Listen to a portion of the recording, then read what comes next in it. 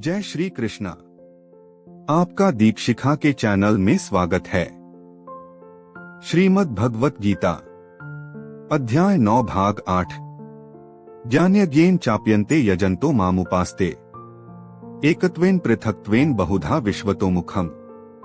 इसका भावार्थ है, अन्य लोग जो ज्ञान के अनुशीलन द्वारा यज्ञ में लगे रहते हैं, वे भगवान की पूजा उनके अद्वय रूप में, विविध रूपों में तथा विश्व रूप में करते हैं। इसका तात्पर्य है, यह श्लोक पिछले श्लोकों का सारांश है। भगवान अर्जुन को बताते हैं कि जो विशुद्ध कृष्ण भावनामृत में लगे रहते हैं और कृष्ण के अतिरिक्त अन्य किसी को नहीं जानते, वे महात्मा कहलाते हैं।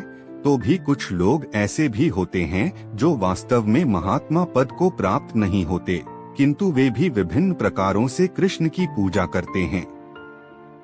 इनमें से कुछ का वर्णन अर्थार्थी, ज्ञानी तथा जिज्ञासु के रूप में किया जा चुका है, किंतु फिर भी कुछ ऐसे भी लोग होते हैं जो इनसे भी निम्न होते हैं। इन्हें 3 कोटियों में रखा जाता है। 1 परमेश्वर तथा अपने को एक मानकर पूजा करने वाले, 2 परमेश्वर के किसी मनोकल्पित रूप की पूजा करने वाले, 3 भगवान के विश्व रूप की पूजा करने वाले। इनमें से सबसे अधम वे हैं जो अपने आप को अद्वैतवादी मानकर अपनी पूजा परमेश्वर के रूप में करते हैं, और इन्हीं का प्राधान्य भी है। ऐसे लोग अपने को परमेश्वर मानते हैं और इस मानसिकता के कारण वे अपनी पूजा आप करते हैं। यह भी एक प्रकार की ईश पूजा है, क्योंकि के समझते हैं कि वे भौतिक पदार्थ न होकर आत्मा है। कम से कम ऐसा भाव तो प्रधान रहता है। सामान्यतया निर्विशेषवादी इसी प्रकार से परमेश्वर को पूजते हैं। दूसरी कोटि के लोग वे हैं जो देवताओं के उपासक हैं, जो अपनी कल्पना से किसी भी स्वरूप को परमेश्वर का स्वरूप मान लेते हैं।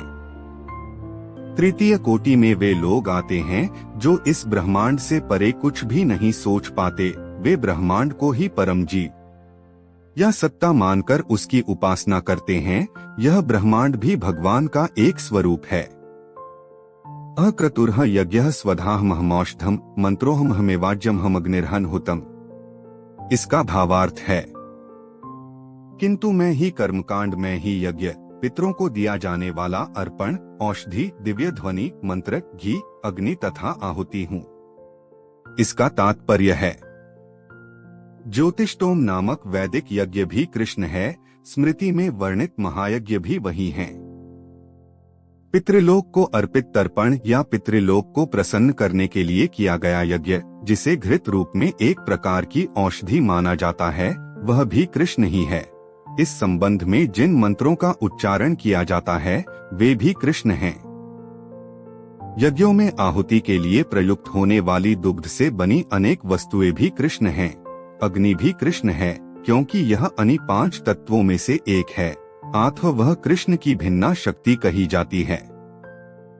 दूसरे शब्दों में, वेदों में कर्मकांड भाग में प्रतिपादित वैदिक यज्ञ भी पूर्ण रूप से कृष्ण हैं।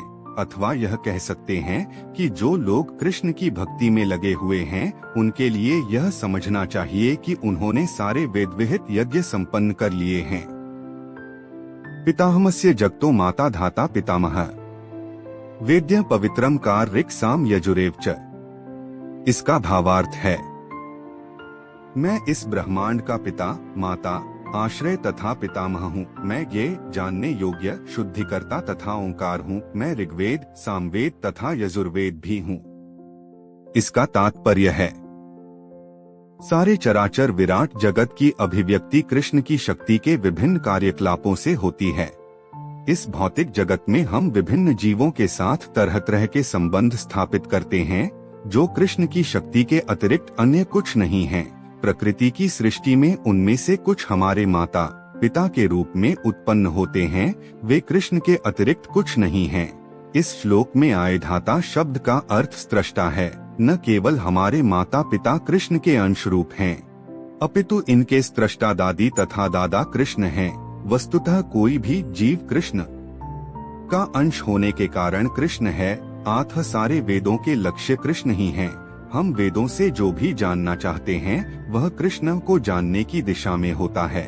जिस विषय से हमारी स्वाभाविक स्थिति शुद्ध होती है, वह कृष्ण है। इसी प्रकार जो जीव वैदिक नियमों को जानने के लिए जिज्ञासु रहता है, वह भी कृष्ण का अंश अतः कृष्ण भी है।